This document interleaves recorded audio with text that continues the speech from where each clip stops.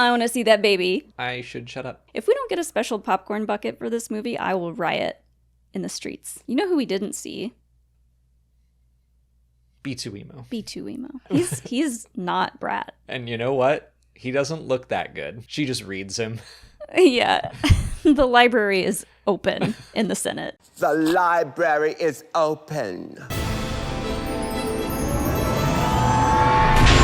What's up, everyone, and welcome to the Star Wars Explained Weekly Q&A. I'm Alex. I'm Molly. And we're basically going to catch up on D23. That happened last Friday and Saturday, last weekend, after we had already recorded our Q&A. So we have to play some catch up. I did have to wake up Saturday morning and cover the Skeleton Crew trailer. But yeah, our very first question comes from Ormappa and John Hall, who just asked for our thoughts on everything that happened at D23. So Skeleton Crew, The Mandalorian and Grogu, Andor Season 2. I think those are the big hitters. So starting with Skeleton Crew, since everyone got to see my thoughts on the breakdown, but no one got to see your thoughts, what did you think of the trailer? I liked it. I remember seeing the footage for this in London. I guess that was the first time we had seen anything from this. And I got really excited because I was like, we haven't really seen this like middle-class suburban version of Star Wars from like a child's perspective. So I'm interested to see how this show goes. I know it's a slightly younger cast, but the way that they talked about it sounded like it isn't going to feel like it's geared towards a younger audience. It's going to feel fun for everybody. Yeah, they said it's not a kid's show, but it is starring kids, which obviously that's happened before. I mean, E.T. is a movie that still hits very hard as an adult. You just maybe recognize a little more of yourself in Elliot's mom than you did growing up. But I mean, stuff like E.T. or even Jurassic Park has that like kid element to it, but Stranger Things, the kids on bikes genre is kind of what they're going for. And I am excited about that. Since you brought it up, we'll also talk about Cosmic Outpost's question, who asks, do the suburbs in Star Wars look out of place? I don't know that they look out of place. I feel like that shot in the trailer, it's kind of like sunset and the lighting is kind of hazy, but if you look closely, the buildings look very Star Wars-y.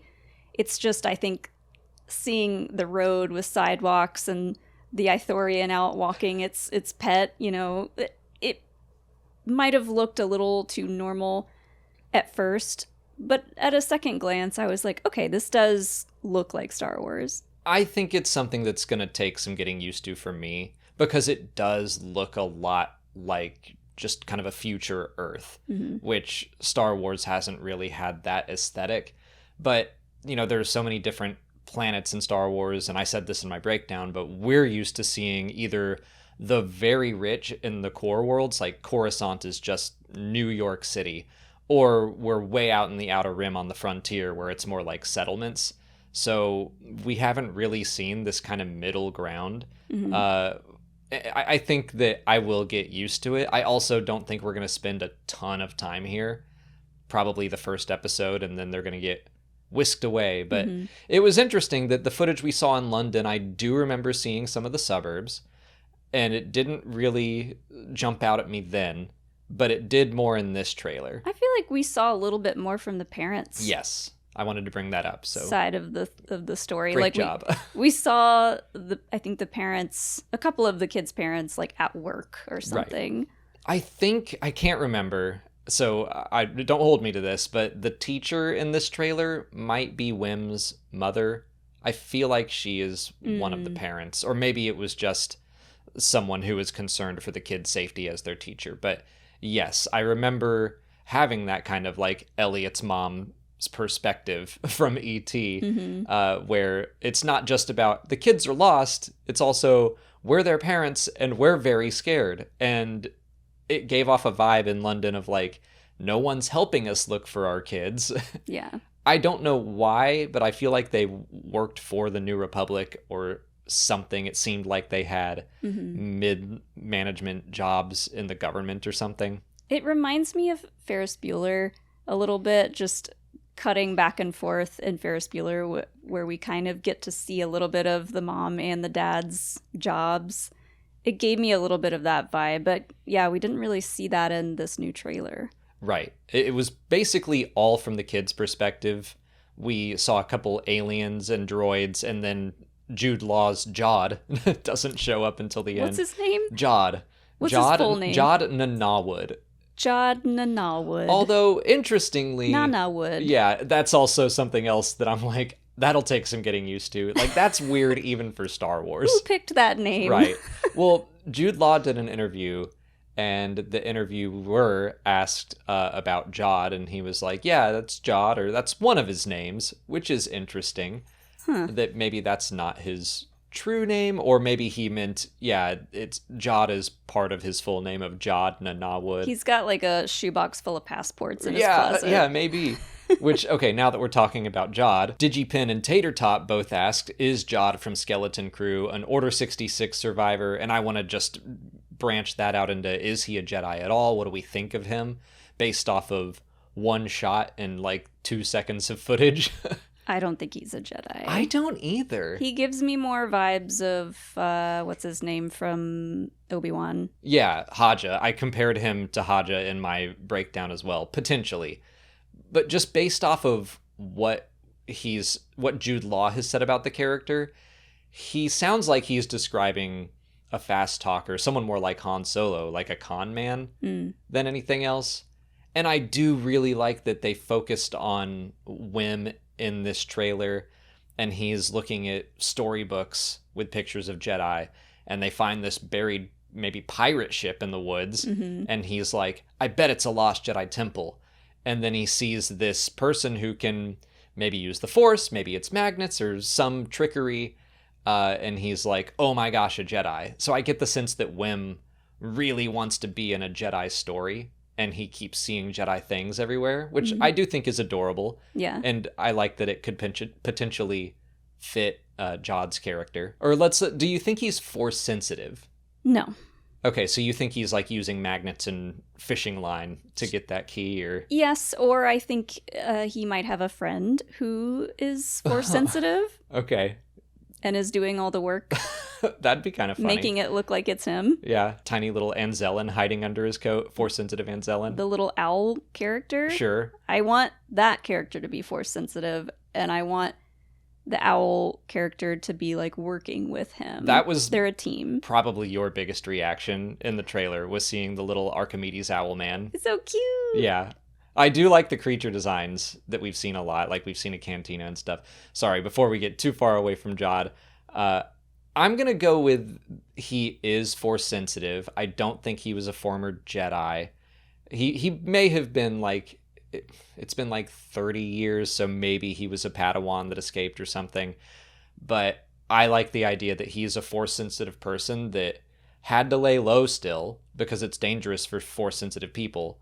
But he doesn't really know what to do with this power, so he's still become a bit of a con man. But maybe these kids push him to become something better. Yeah, I just don't think he gives off like Jedi vibes at all. Right. And there's gonna be people in this universe that are Force sensitive and figure out how to use the Force to their benefit who don't have anything to do with the Jedi. Yep. I think that's way more interesting right now than another Padawan or Jedi that survived Order 66 and the Purge and everything. But maybe this is a person that was Force sensitive and was helped by the path or something and has made it this far, but yeah, hasn't always used his powers and abilities for the light. But Jude Law has said stuff about how the series is about overcoming your self-doubt and your weaknesses and becoming something better. And I'm like, okay, maybe he's describing Jod in this moment, and that he's like, these kids help me realize my full potential. Yeah, we'll find out something about his past where he had to like go on the run or something traumatic probably happened to him, not Order 66, and he's maybe living a life of of a con man. Maybe he is a Jedi pirate. Like Hondo Ohnaka wanted Ezra to become, he called it a Jedi pirate, but maybe he is connected to like Vane and Gorian Shard and all those other pirates that we see in the trailer. Yeah, I like that. That'd be fun. But yeah, I know you really want to talk about the owl. So we can talk about like that little creature shop. Not shop, but like that's where we saw the Jawas and a bunch of different aliens and I guess that little owl man. Yeah, I just want to know more about him. Apparently we need to see Captain EO because that little fuzzy thing with wings, not the owl, the other fuzzy flying thing. The one in the cage. Yeah. Yeah. I tried watching it the other day again and I had to turn it off. I was just like, it's too weird. But there is a character that looks kind of like Ned. Is it Ned or Need? Neil. Yeah. I did see people comparing Neil to something else or someone else from Captain EO. Yeah. There's just like a little blue guy with like a snoot. That's all you need. Speaking of Neil, do love him. Seeing a lot of love for Neil already online. He's super cute. I remember seeing the footage from London and I want to say we saw the kid who plays Neil, but we saw him with like a headpiece on that was kind of blue, had blue pieces on it. I think so. I'm trying to remember what they showed us, like behind the scenes photos. Yeah, like it wasn't the finished product. It was like what they were using for mocap and stuff. Yeah, I do remember that. I also, like, I'm still not sure if he's an Ortolan or not. I really feel like when we saw it in London, and this is just going off of my memory, I remember walking out of that being like, he's not an Ortolan, but he's close. And now seeing things, I'm like, maybe he's an Ortolan? Maybe he's a young Ortolan with arms, which I don't know. I don't know where they're going with him. He could be like maybe one of his parents is an Ortolan and the other one is something else. Maybe. So, okay, one of his parents is an Ortolan and one of his parents is like a Basilisk with 4 arms. So then it evened out and he got 2. I think he might be kind of like the more hesitant, cautious one of the group. Mm-hmm. Just he doesn't really seem all that enthused about doing something exciting. Wim's like, don't you want to go on an adventure? And he's like what? What's an adventure? He reminds me of the little elephant from Tarzan. Yeah. Yeah, I don't think this is sanitary. It looks questionable to me. Yeah, I can see that. Wim, I am going to assume, is the more adventurous one, pushing the crew to go do all these things. And then we have the 2 girls. Fern looks like, I'm going to guess that she's like the anti-Wim, that Wim wants everything to be exciting, and this is Jedi this and Jedi that. And Fern just always looks skeptical in all of the photos that we've seen of her so far. Is she the one with the visor or no? That's the other one. Okay. That's KB. And she, I'm guessing, just based off of the visor, is that she might be like the more straight-laced Hermione of the group. Kind of like, these are the rules and we should follow them. I also think that when you look at her uniform, she just looks like she puts a little more pride into it. She's not the Cyril Karn of the group. Not not that far, but just more like straight-laced. She gave me mod vibes. Like maybe one of her or both of her parents or family are like mod members. I don't know how you refer to them, but we don't know what her visor does or what purpose it serves, but that's kind of what it made me think of. Yeah. Which, if that's the case, it might be the opposite of that. She might be like the more rebellious type. Maybe. I think that they're more supposed to just be like space glasses. Sure. Warmer, sunnier days are here. Fuel up for them with Factor's no prep, no mess meals. Meet your health goals in time for summer thanks to the menu of chef-crafted meals with options like Calorie Smart, Protein Plus, and Keto. Factor's fresh, never frozen meals are dietitian approved and ready to eat in just 2 minutes, so no matter how busy you are, you'll always have time to enjoy nutritious, great tasting meals. With our hectic schedule, even making a good lunch is difficult for me. Factor's 2-minute meals let you fuel up fast with restaurant-quality meals delivered right to your door. Factor also offers breakfast options like pancakes, smoothies, and more. There's no prep and no mess. Factor meals are ready to heat and eat, so there's no prepping, cooking, or cleanup needed. Get as much or as little as you need by choosing your meals every week. Plus, you can pause or reschedule your deliveries anytime. Factor is less expensive than takeout, and every meal is dietitian approved to be nutritious and delicious. Factor is the perfect solution if you're looking for fast, premium options with no cooking required. Head to factormeals.com/StarWars50 and use code StarWars50 to get 50% off your first box plus 20% off your next month. That's code StarWars50 at factormeals.com/StarWars50 to get 50% off your first box plus 20% off your next month while your subscription is active. Then I guess let's move on to The Mandalorian and Grogu. So this will be the first Star Wars film that we have had by the time it comes out in almost 7 years. I think it'll have been 6.5 years since The Rise of Skywalker. Wow, that is crazy. Yeah. So we've got some footage from it. Most of the trailer, like half of the trailer, was stuff we've already seen. And then the second half, which was like maybe a minute of new stuff. They've only just started production on the thing. So they don't have a whole lot to show off. But what did you think of what we've seen so far? Excited for Zeb. Yeah. Like everybody, I think, is excited since we saw him at the end of Mando, and everybody's just been kind of waiting for him to show up elsewhere. I don't know how involved he's going to be in the movie, but assuming they had a little bit bigger budget for the movie than any of the shows, I don't know if that's true, but that makes sense to me to then be able to put more of Zeb in it, because he's so much... all CG. CGI. And all hair. Like that's a lot. Yeah. But yeah, I was excited for Zeb. Interesting that he is in a Razor Crest. Seems like he's giving maybe Mando a new Razor Crest. Like he's sitting in the pilot seat, which Maybe it's a lease. yeah, maybe. So Kyle Barrett says somehow the Razor Crest returned, which isn't really a question. It's more of a statement. But yeah, let's talk about that. You pointed out that it does look like it has a new color scheme. Yeah, well, this is not the same Razor Crest. No. That one got blown to pieces. Yeah, no one spent the time to piece by piece put it back together. I feel like that Razor Crest is kind of like a cool, like, not minivan, like, maybe like a Bronco.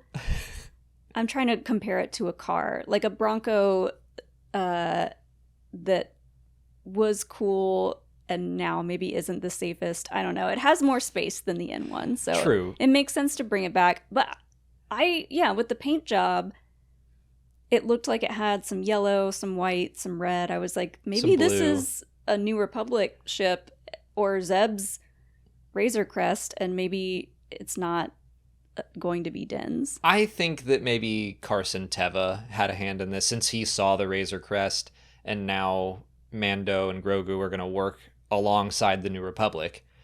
I think that maybe Carson was like, let's get him a new ship. We can, it's an old style ship. We can probably find one for cheap, slap some New Republic paint on it. Here you go. I will say it's like the canine unit of like police cars. Like the big SUV. Yeah, or something like that. Or like the SWAT team truck. So Mando and Grogu are the SWAT team of the New Republic? Maybe. I mean, Mando, there was that shot of Grogu doing his Die Hard moment, like crawling through a little vent or pipe or something. Little John McClane moment. Yeah, so maybe they are the SWAT team. I was going to say for the Razor Crest, I'm kind of not crazy about it coming back. Like, this feels like going backwards story-wise. It reminds me of Kylo Ren reforging his helmet for seemingly no reason in The Rise of Skywalker. And it's just, I liked what the N1 represented, that it seemed like it was Din moving beyond the bounty hunter life, because that was his bounty hunting ship, and it had room to put a bunch of carbonite slabs in it. But then he got his like souped up hot rod. He had his midlife crisis. Right. So I will say that the N1 probably isn't the most family friendly ship for like him and Grogu.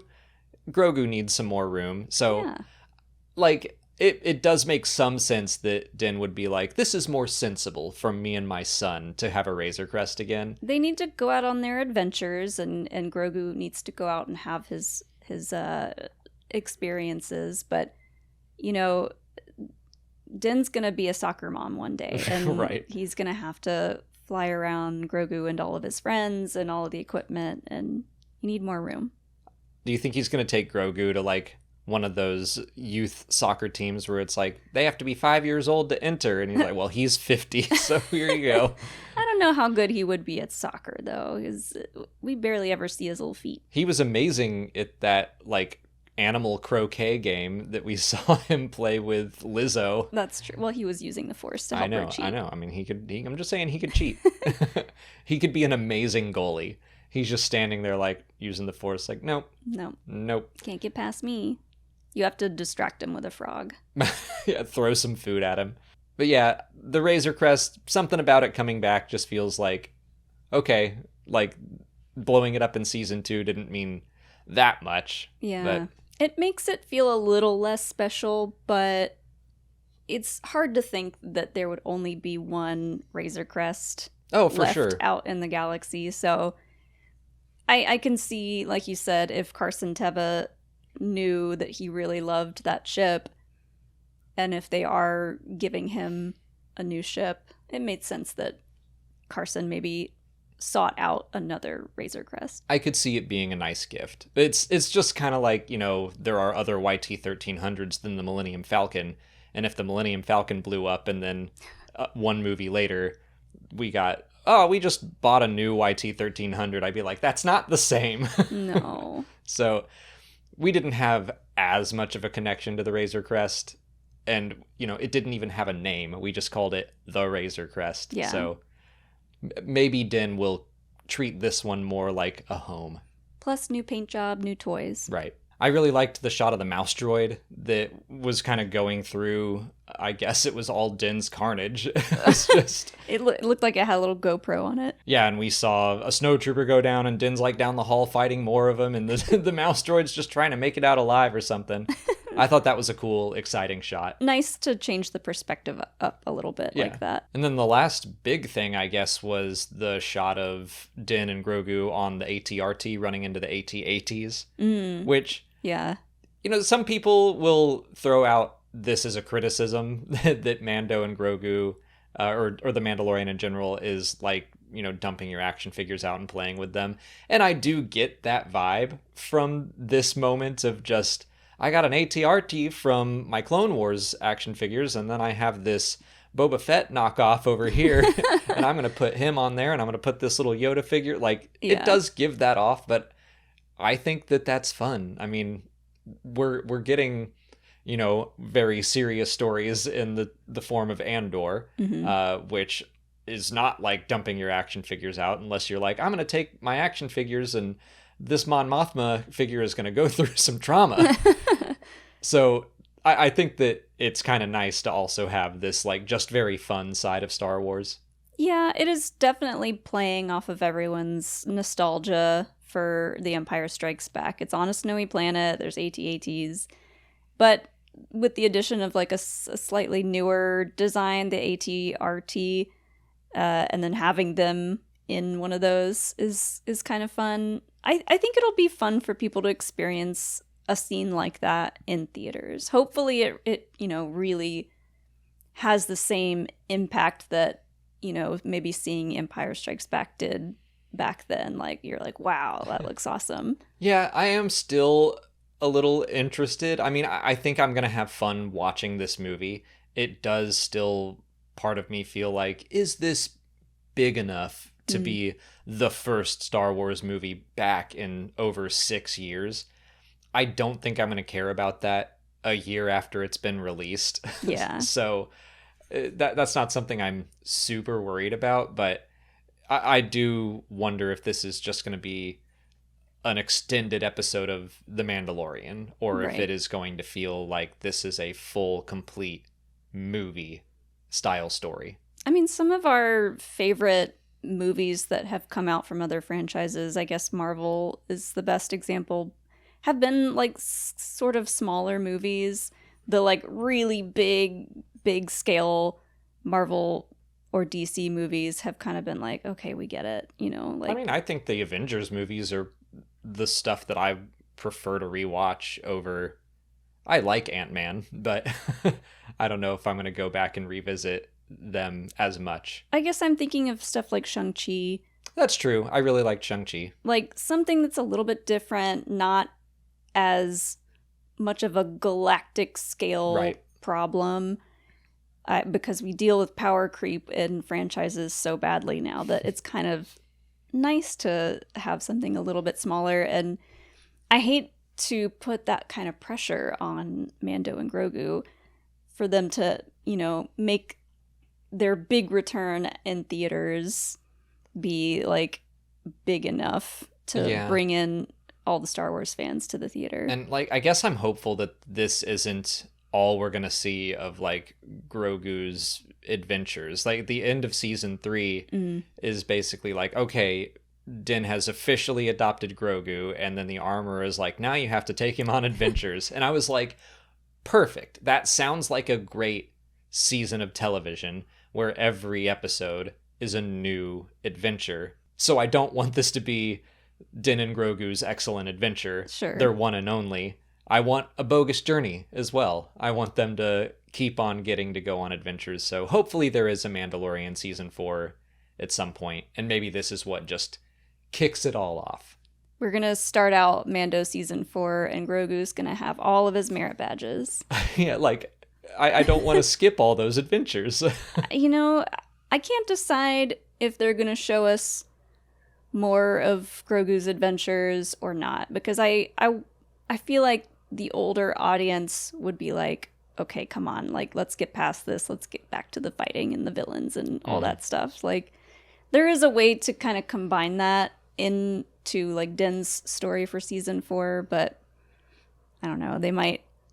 Oh, actually, that would be cute if they did, like, a little animated miniseries that was Grogu's adventures and, like, showed us just some fun stuff on that. Yeah, I guess part of my concern is that this wasn't always going to be a movie and that they were going to do Mando season 4 because they didn't. This is going to be the next movie out. They didn't talk about it at all at Star Wars Celebration when they were like, here's what we're working on in films.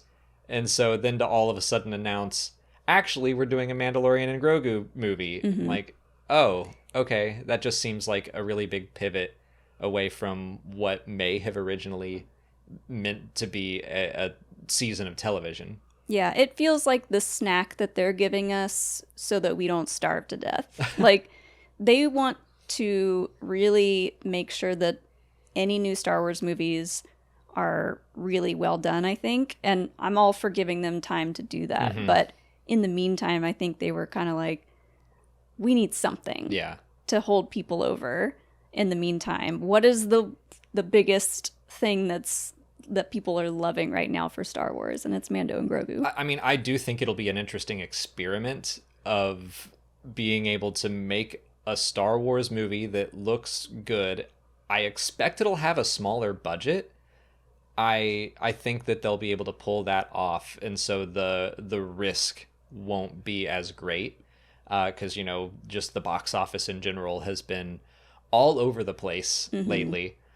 So I'll be interested to see how it goes. I think part of me is like, I feel like if you wanted to do this movie, season 3 would have been the place to do it. Like this Bo-Katan, let's retake Mandalore story. I feel like you could have told that as a movie. But then when you set up Grogu's adventures, I'm like, yay, fun episodes of television. Well, here's the thing. The amount of money that Inside Out 2 made, like, broke records. Inside Out, Deadpool, and Wolverine right now, both doing very well. I brought up Inside Out 2 because that is mostly marketed as a kid's movie. Yeah. Most kids these days know exactly who Grogu is. Sure. And if Grogu is in the name, they're like, I want to go see that. They're not going to care about Mandalorians fighting other Mandalorians. They're Show like, me that baby. I want to see that baby. Bunch of children and you. And me. It's a smart idea to do that. It's easy money to be made.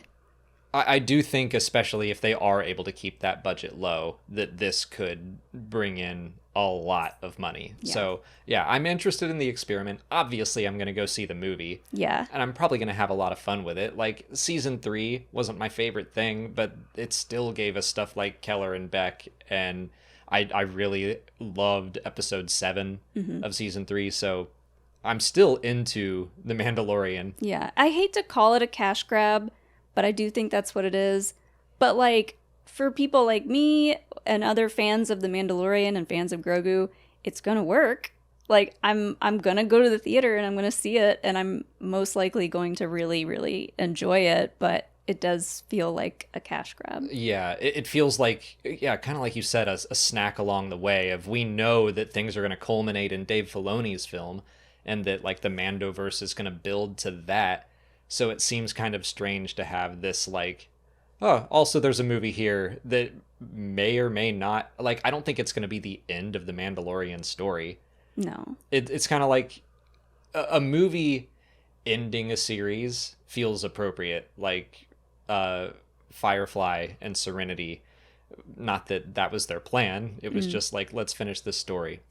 Although I should say, you know, X-Files had a movie in the middle of its run, and I really like that movie, and I really like that series, so I should shut up.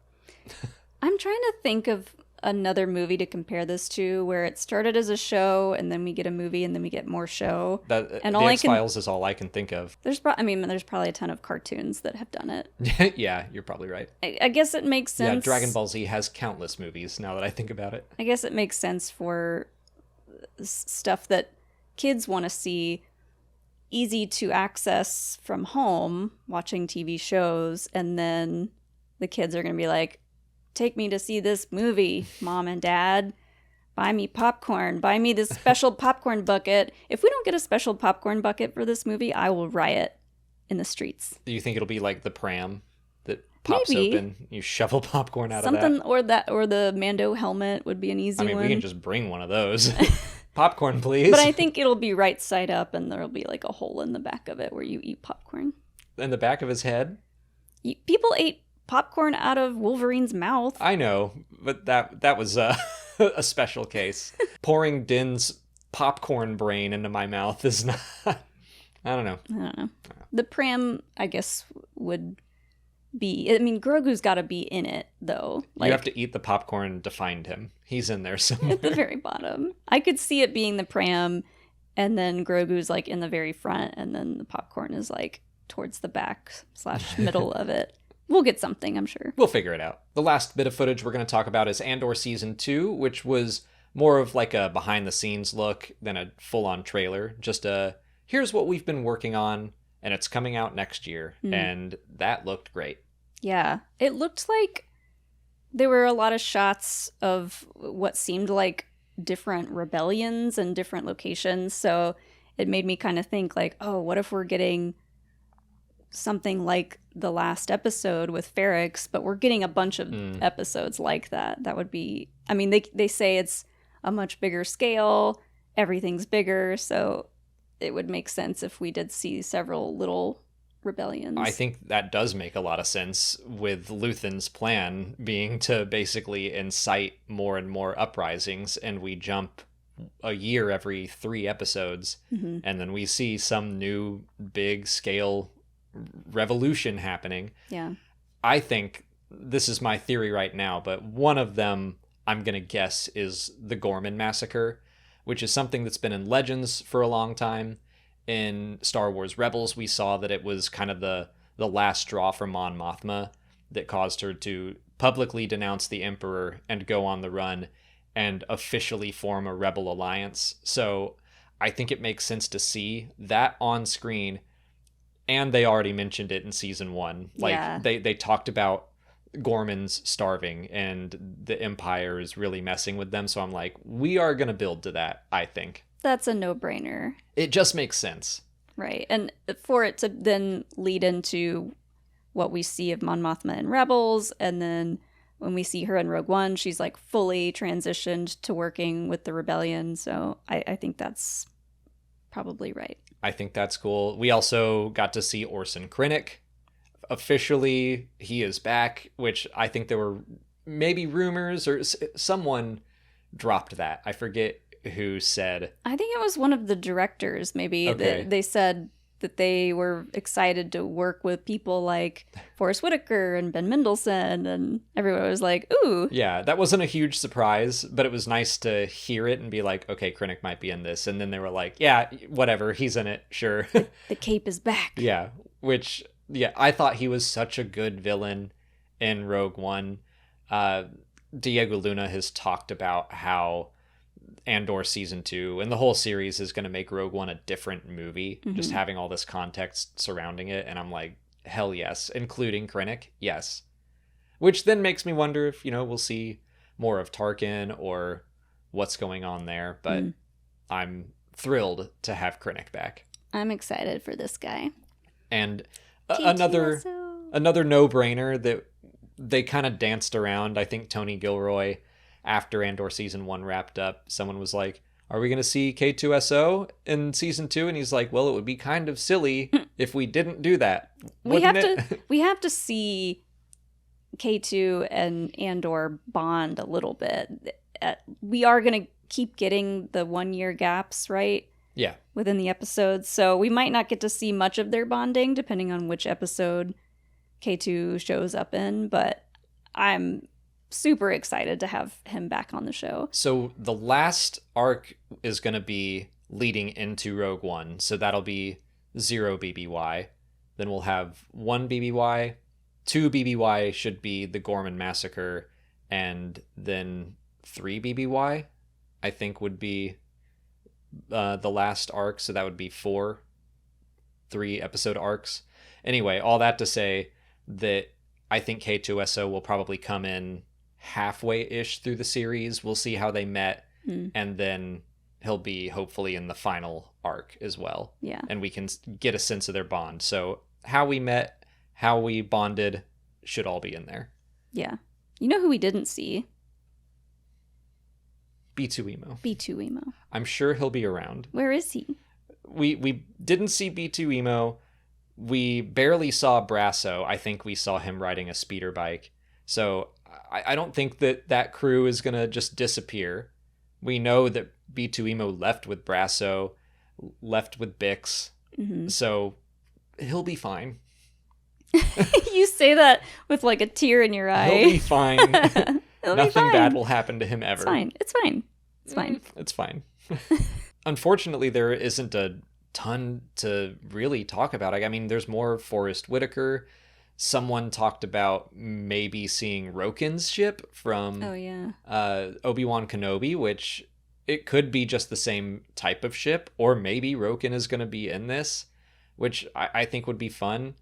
It is interesting that the first season was very kind of disconnected from the rest of Star Wars, and this season is going to have to get more and more connected. Yeah, I'm excited to see Mon Mothma in the Senate, because did we see that in season 1? Yeah, a couple times, like 2 or maybe 3 scenes. Yeah, but there's like a scene of her speaking in the Senate, and her hand is kind of like tensing up. To me, that's her getting ready to do Gorman Massacre speech and be like, I hate the Emperor. I'm out. You know what? Mic drop. I'm against him. He's a bad man.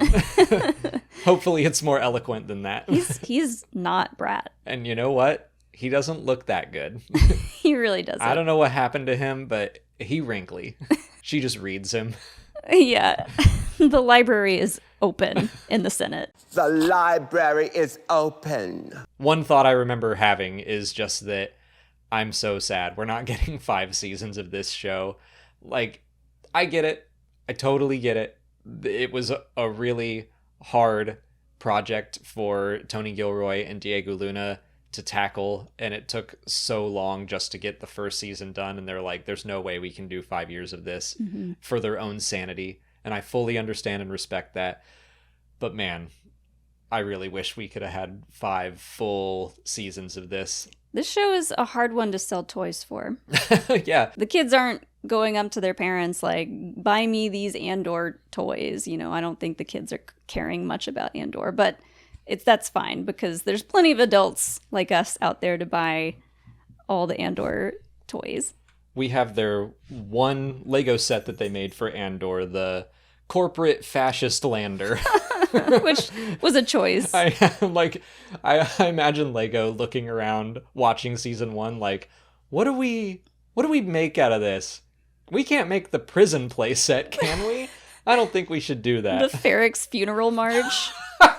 For our last question, Eli is Do or Do Not 7 asks, what are we most excited about from D23?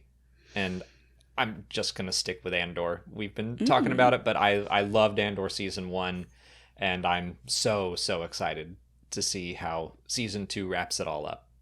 I guess because we already knew kind of what we were going to get from Andor season 2. Not what we're going to get, but we knew it was coming. Right. I think the thing that excited me the most was seeing the Skeleton Crew trailer. And the fact that that's coming out this year during the holidays. I'm like, okay, yes, holiday Star Wars is back. That's true. It's just exciting to have something Star Wars-y to watch during the holidays, I think. I do think it's going to be a super fun, a holiday watch during December. That'll be nice to have back.